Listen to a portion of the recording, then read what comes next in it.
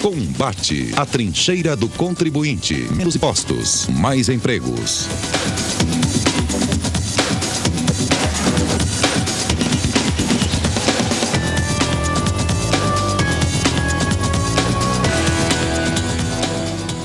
Boa noite, amigos e amigas. Estamos iniciando um novo programa Combate. Combate da Confederação Nacional de Serviços. Nosso lema, como vocês sabem, é mais emprego e menos impostos. Hoje, o programa vai ser um pouco diferente. Nós vamos mostrar para vocês algumas imagens e alguns depoimentos do ministro da Indústria, Comércio Exterior e Serviços, que, em visita à Confederação Nacional de Serviços aqui em São Paulo,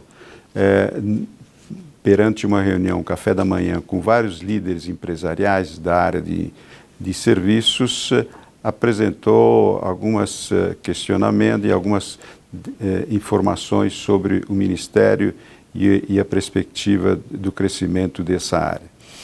Então, vamos ter um depoimento do ministro, de alguns secretários, e, principalmente, depois algumas entrevistas feitas com vários empresários que tiveram presente nesse evento. Muito obrigado por tudo e nos veremos na próxima semana. Um abraço.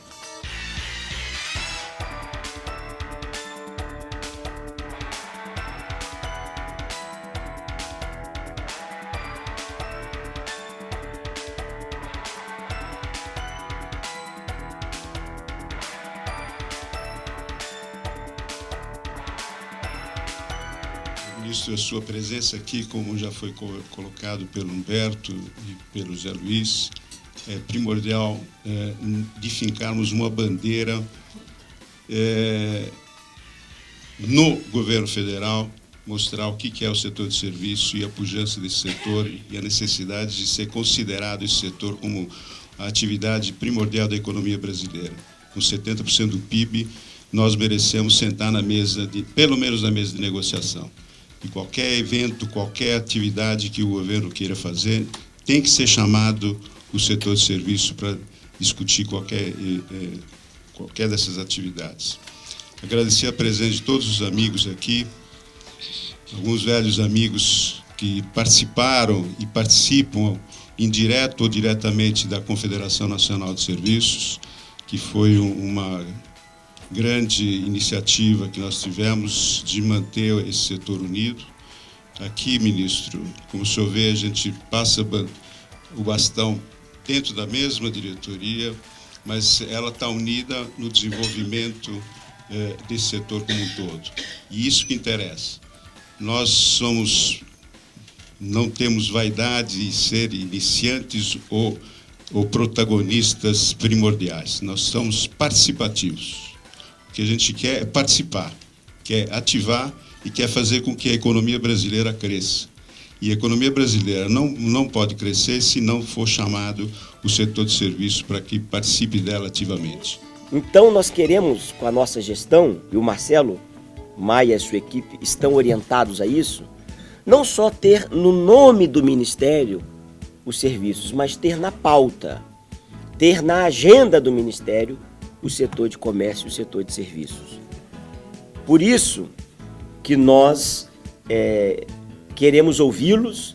O Luiz me dizia quando eu cheguei, ministro, a proposta dessa reunião o senhor sabe que os serviços e o comércio representam mais de 70% do PIB, então nós queremos ser ouvido. Não obstante, o segmento representa mais de 70% do PIB, é pouco ouvido.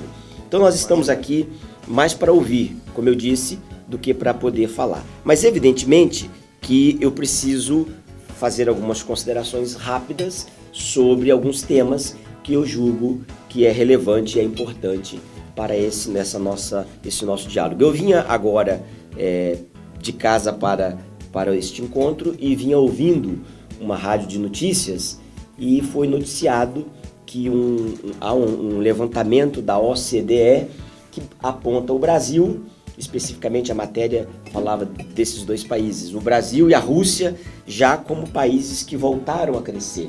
Isso é importante, nós, Brasil e Rússia, fazemos parte do BRICS e o Brasil, a gente percebe que já há uma volta de confiança e de crescimento. Evidentemente que é preciso que se compreenda o momento, a quadra que nós vivemos. Eu sempre costumo dizer que quando nós assumimos o governo, no dia 12 de maio do ano passado, por uma intervenção constitucional, não foi um governo eleito, mas um governo que assumiu o poder por questões constitucionais, nós assumimos um país que estava à beira do abismo. Eu não tenho modéstia em dizer isso, porque é o que eu realmente vi, é o que nós vimos e é o que eu acredito. O Brasil estava caminhando por uma situação muito difícil. O Humberto estava em Buenos Aires essa semana passada, nós estávamos lá, eu e minha equipe, desde terça-feira, alguns desde segunda-feira, e nós verificamos a falta de representatividade que o Brasil tinha ou vinha tendo nesses últimos anos no cenário internacional, por exemplo. Eu fui ao Fórum Econômico Mundial, essa versão da América Latina, em Medellín, na Colômbia, no ano passado, em junho, fui em Davos em janeiro e fui agora em Buenos Aires. Trabalhei pessoalmente, com um empenho e um esforço pessoal, para que a edição do próximo ano, de 2018, aconteça no Brasil e vai acontecer aqui na cidade de São Paulo. Conversei pessoalmente com o prefeito João Dória, com o governador Geraldo Alckmin. O governador Geraldo Alckmin foi a Buenos Aires para participar da sessão de encerramento, ocasião em que ele e eu anunciamos juntos, com a presença do professor Klaus Schwab, o criador e CEO do Fórum Econômico Mundial, a edição do Fórum Econômico Mundial aqui em São Paulo no ano que vem, provavelmente no mês de março. Isso é de uma relevância muito grande para o Brasil, porque, vejam, senhores, quando eu fui o ano passado, em junho, no Fórum Econômico Mundial América Latina, em Medellín, o ministro desta pasta, do Ministério dos Serviços, Comércio Exterior e Indústria, não vinha participando deste evento há mais de 4 anos. Em 2011, esse evento aconteceu no Rio de Janeiro. Foi a primeira vez que aconteceu no Brasil. Ele aconteceu em 2011 no Rio de Janeiro e a presidente Dilma não foi participar da abertura do evento. Isso gerou um desgaste, gerou um desconforto muito grande.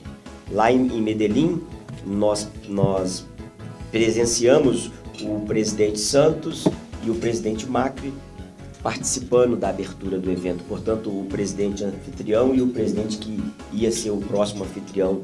Lá em Buenos Aires, o presidente Maurício Macri fez a abertura do evento e no próximo ano eu tenho certeza que o presidente Temer fará a abertura do evento, porque já conversei com ele, mesmo de Buenos Aires, por telefone, antes de fazer o anúncio. Eu liguei para ele: presidente, nós vamos fazer o anúncio.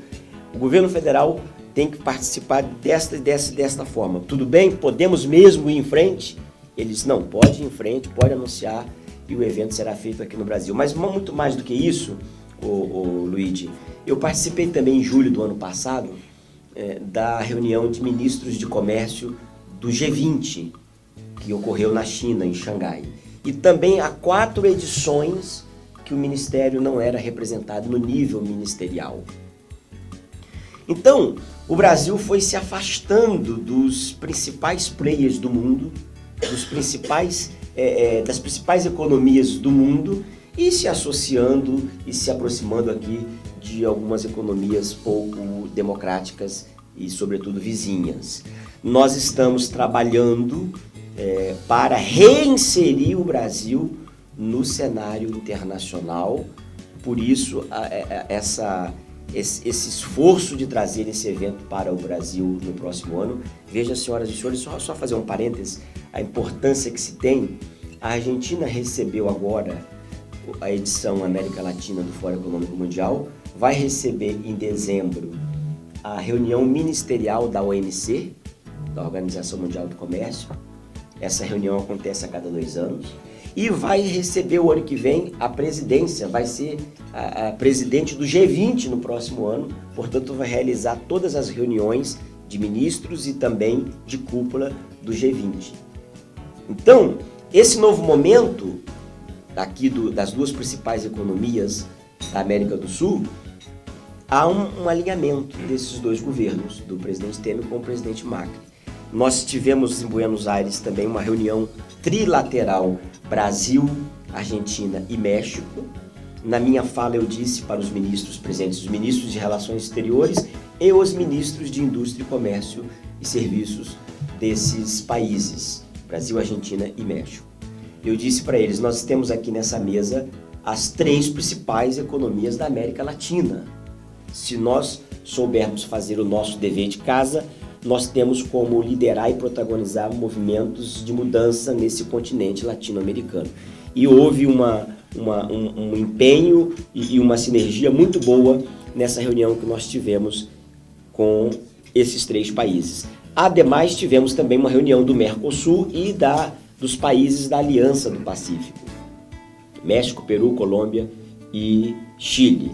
Reuniões também de ministros homólogos meus, mas também ministros de Relações Exteriores. Porque nós estamos vivendo uma quadra no mundo muito difícil e eu percebi que houve um alinhamento desses países, desses 8 países, os 4 países do Mercosul e os 4 países citados da Aliança do Pacífico, para movimentar mais comércio, mas também a área de serviços. Inclusive a ministra da Colômbia, ela sugeriu e foi aceito pelos demais que se inserisse na pauta das discussões das próximas reuniões de Mercosul e Aliança do Pacífico o tema de serviços, haja vista a relevância que é não só para a economia brasileira, mas para a economia mundial também. E aí eu diria que, não obstante nós tenhamos pego o país, recebido o país à beira do abismo, o governo é um governo que está pautado em duas plataformas, vamos dizer assim. O governo do diálogo e o governo das reformas. O presidente, ele, penso eu, acertadamente decidiu implementar reformas. Talvez não são ainda, ou não serão ainda aquelas reformas que nós precisamos, mas já são reformas que seguramente vão refletir numa melhoria do ambiente de negócios e, consequentemente, melhorar a competitividade das nossas empresas, do nosso setor produtivo. E aí eu cito a reforma, a aprovação que nós tivemos e a sanção pelo presidente Michel Temer da lei da terceirização. Não é fácil, não foi fácil. Todas essas medidas que nós precisamos tomar não são medidas fáceis. Eu citaria também mais 2 que foram tomadas ainda no ano passado, que é a PEC do teto dos gastos e a nova lei das estatais. São medidas difíceis que mexem com a estrutura do país. Nós estamos hoje debatendo lá no Congresso a reforma da Previdência e a reforma trabalhista. No que se refere à reforma trabalhista, eu já disse em outras ocasiões, são 3 os temas principais da reforma trabalhista. A terceirização, que, vamos dizer assim, já foi. A aprovação da prevalência do acordado sobre o legislado, porque vai trazer segurança jurídica. Não é aceitável, não é justificável que se façam acordos coletivos com a presença do sindicato, do patronal e dos trabalhadores, e depois a justiça desconsidere completamente isso. Então, o nosso foco na reforma trabalhista é a prevalência do acordado sobre o legislado e, por fim, a aprovação do trabalho intermitente. Isso também está na agenda do relator, o deputado Rogério Marinho, do PSDB do Rio Grande do Norte. Muito bem. No que se refere à reforma previdenciária, é necessária. Nós sabemos que o mercado já precificou a reforma nas suas análises, já está dando como certa a aprovação. Não é uma aprovação fácil, não será fácil. Os senhores sabem que eu Sou presidente, estou licenciado de um partido político, temos uma bancada de 24 deputados e eu percebo isso, o desgaste e a pressão que é sobre os deputados nesse tema. Eu recebo constantemente mensagens deles no grupo da bancada, mas também às vezes individualmente, de deputados que já estão sendo hostilizados nos aeroportos, deputados que estão sendo recebidos no seu estado com outdoor com as suas fotografias, com cartazes com as suas fotografias, dizendo, olha, esse deputado aqui vai votar para acabar com a aposentadoria dos pobres, aquela coisa toda, aquele discurso que, infelizmente, aqueles que são contrários sabem fazê-lo e nós que precisamos apoiar, às vezes não sabemos fazê-lo. Então aqui, Luigi, eu vou pedir licença, José Luiz, para que inverter, ao invés de vocês pedirem, eu é que vou pedir. Esse é o preto que vou atender. Nós estamos aqui com o Sérgio Paulo, que é presidente da Brascom e teve uma atuação muito importante no dia de hoje, colocando para o ministro todos os aspectos que hoje influenciam muito a área de TI. E eu gostaria que o Sérgio Paulo nos falasse um pouco como é que ele sentiu a reação do ministro para as suas colocações. Primeiro, ressaltar a importância desse encontro aqui na CNS com o ministro Marcos Pereira, que assumiu de fato como bandeira a defesa do setor de serviços, e ressaltar também a importância da participação do CEPROSP dentro desse contexto como um todo, representando o setor de tecnologia da informação e comunicação. Segundo, ressaltar que a modificação introduzida pela medida provisória 774, que faz a tributação previdenciária sair da receita e voltar para a folha de pagamentos, ela de fato é uma medida que é contra o melhor interesse do Brasil, na verdade. O setor de tecnologia da informação e comunicação foi o pioneiro nessa medida, lá em 2011. E ela foi, na verdade, construída levando-se em conta as características específicas do setor. E a nossa reunião com o ministro hoje da Indústria e Serviços, Indústria, Comércio e Serviços, como é que você enxerga, João, para a sua associação? Muito importante. Está de parabéns à CNS por promover essa união entre os serviços de comércio, a UNEX, que é a União Nacional de Empresas de Comércio e Serviços, com a CNS, que é mais específica de serviço, e o ministro, ele poder ouvir dos empresários as suas demandas, as suas necessidades, as suas sugestões. As nossas bandeiras dentro da UNEX são a simplificação tributária, por exemplo, que traria uma redução de custo para as empresas e, consequentemente, dos seus preços para os consumidores.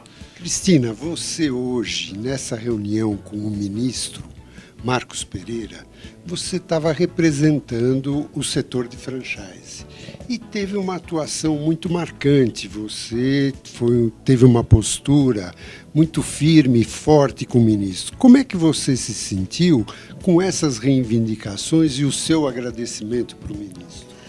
Eu entendo que quando nós somamos aqui na Casa do Serviço Brasileiro, que é a CNS, nós temos que agradecer os avanços e combinar os próximos passos para o setor de serviço. Sabemos que juntos somos mais fortes. Então, ao falar com o ministro do Protocolo de Madrid, que protege as marcas e patentes brasileiras, e franchising tem uma coisa muito importante, porque o nosso legado, o nosso maior bem comum são as marcas, né?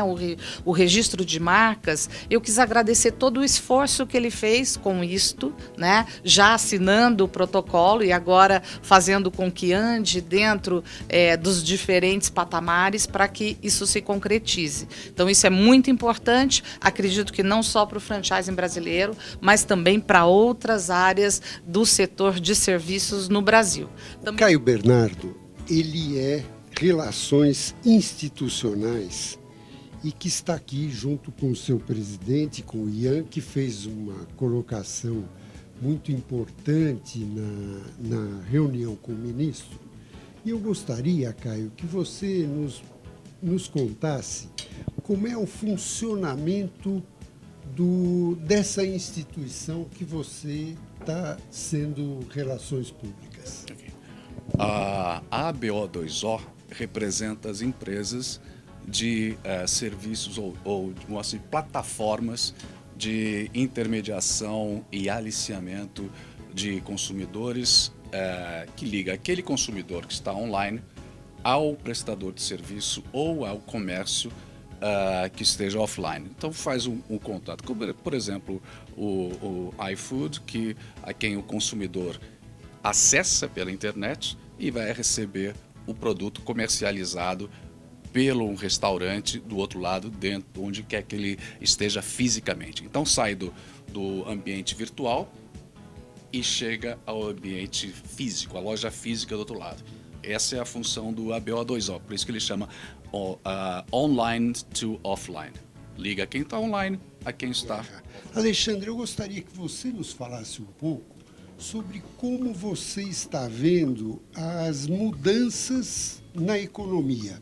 Diminuição de inflação, a grande possibilidade de diminuição da taxa de juros de uma forma mais forte. Como é que você acha que isso influenciaria o seu setor? Bom, eu acho que a gente já teve bons sinais esse ano, mérito inclusive do novo governo. A queda rápida da inflação foi algo muito positivo. A inflação ela corrói o poder de compra da população, então o mercado de serviço, no nosso caso no food service, é bastante influenciado por uma inflação alta, então isso foi um fator positivo. A consequente queda de juros também é algo que ajuda, né, nos nossos investimentos e em relação aos novos projetos que o food service tem feito e sempre, mesmo num cenário econômico não muito positivo, a gente continuou investindo em crescimento das nossas unidades. E só falaria de mais o aumento, né? A gente começou a ter um aumento no nível de confiança do consumidor, que é algo que é super positivo também pro varejo e que a gente já está notando um benefício na ponta. O que falta é a queda do desemprego. Realmente a gente ainda vai estar com um crescimento limitado, o crescimento da economia limitado, se a gente não tiver essa redução da taxa de desemprego em breve. Nós estamos aqui com o João Carlos, que é da GS1, Associação Brasileira de Automação. Ele teve uma participação hoje muito importante na nossa conversa com o ministro Marcos Pereira. João Carlos, como é que você viu o ministro se reunindo com a área de prestação de serviços? Qual foi sua visão desse encontro? É uma área muito importante e não poderia o ministro estar insensível à grandeza desta área. Nós mesmos da GS1 Brasil, que é uma entidade multissetorial, onde lá nós temos mais de 60 mil empresas de 40 segmentos diferentes ativos e a área de serviço representada por muitas dessas empresas, muitas desses segmentos, é extremamente relevante para nós da GS1. Marcelo Maia. Marcelo Maia, você que tem uma secretaria ligada à parte de serviços, como é que você enxerga esse novo governo que nós temos há muito pouco tempo, inclusive incluiu o nome de serviços no Ministério? Como é que você enxerga essa atuação do Ministério e a sua atuação na área de serviços? Bom, obrigado. De fato, o nome de serviços ele foi agregado ao Ministério no início do governo atual, do governo Temer. Estamos fazendo mais ou menos um ano hoje com o nome, de fato, fazendo parte do Ministério. A nossa Secretaria de Comércio e Serviços, ela existe já desde 2005 e a tônica e a importância o desafio que temos dentro do Ministério é fazer com que o setor de comércio e serviços, que hoje já representa aproximadamente 70% do PIB na economia real, ela se traduza também na importância das políticas públicas, de todas as iniciativas, dos planos de ação que nós determinamos dentro do governo federal, para que eles se transformem dentro do setor de serviços como prioridade dentro da pauta e da agenda econômica do governo. Ministro, o seu encontro aqui na Confederação Nacional de Serviços foi uma coisa muito importante porque demonstra que o novo governo, que, como o senhor falou, assumiu quando o país estava na beira do abismo, e hoje nós sentimos que o Brasil saiu da beira do abismo, caminha por um bom caminho, que na Confederação Nacional de Serviços o senhor mostra, vindo aqui na nossa casa, a importância que a parte de serviços começa a ter para esse novo governo. Como é que o senhor se sente sendo um representante do setor de serviços também além da indústria? Olha, a responsabilidade nossa é com o setor produtivo como um todo. E serviços representa muito no PIB brasileiro. A área do setor terciário representa mais de 70% do PIB e, por isso, o presidente Michel Temer, prestigiando o segmento de serviços, modificou o nome do Ministério para Ministério da Indústria, Comércio Exterior e Serviços. Era uma reivindicação do segmento. Mas muito mais do que ter o nome Serviços no nome do Ministério, é ter a pauta do segmento. E nós estamos trabalhando a pauta do segmento porque sabemos da relevância que é, sobretudo, para a geração de emprego e de mão de obra qualificada que emprega o segmento. Portanto, nós estamos empenhados em avançar e ajudar este segmento que é da maior relevância para a economia do Brasil. E nós agradecemos, ministro, pelo seu dinamismo e temos certeza que nesse caminho a área de serviço vai ter um reflorescimento no Brasil, porque nós somos aqueles que geramos mais empregos e é a grande necessidade nossa. Muito obrigado, ministro. Estamos encerrando o nosso programa Combate de hoje. Estaremos de volta na próxima semana, neste mesmo horário. E hoje, sem dúvida nenhuma, com essa boa notícia de que o Ministério da Indústria, Comércio e Serviços está atuando muito no sentido das nossas necessidades. Obrigado e até a próxima semana.